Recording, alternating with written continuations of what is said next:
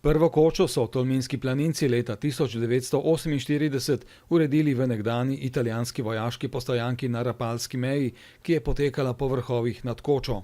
Kočo so tolminski planinci še večkrat prenovili, zadnjič pa pred 30 leti.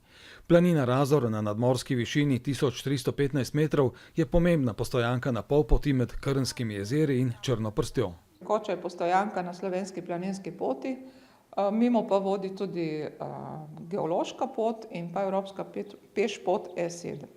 Slovensko planinsko transverzalo delajo Slovenci in tujci. Zadnje 3 leta opažam veliko tujcev se odloči za to transverzalo. So tudi po 2-3 mesece v Sloveniji.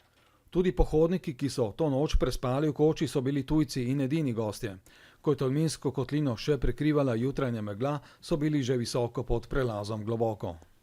Dan se je prenočilo 13 ljudi, 2 vodnika Slovenca in pa 11 Angležev, tujce, ki so jih pripeljala preko te športne agencije Koren Šport iz Tržiča.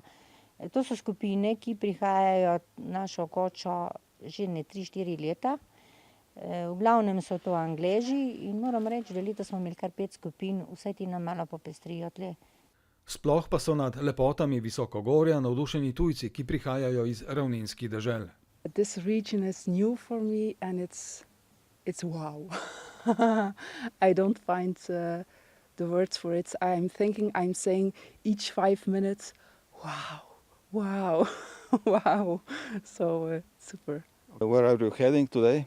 I think it's this mountain or this, I don't know. In fact, I don't know the name. Do you know? The Globoko. Globoko, yes it is. Najlažja pot in prideš najvišje po njej je vrh nad Globoko oziroma prelaz Globoko. Ta je zato mogoče še toliko bolj atraktivna, ker je oddaljena 1,5 ure zmerne hoje in ker pravimo, da pogledaš v Bohinj.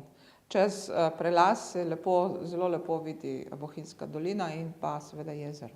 Na nekaterih planinah se še pase živina, v stanu pa je mogoč nakup sira. In še ena zanimivost, starodavne bukve. So pa že drevesa sama legenda, ker so stara preko 300 let, so ugotovili gozdarji, in smo prav v lanskem letu posebej obeležili jih. Torej, drevesa so visoka preko 30 metrov. Dostopa do planine sta z osebnimi vozili 2. Prvi po cesti mimo planin Stador, Lom in Podkuk, drugi pa iz Tolminskih ravnin. Na obeh izhodiščih je urejeno parkirišče.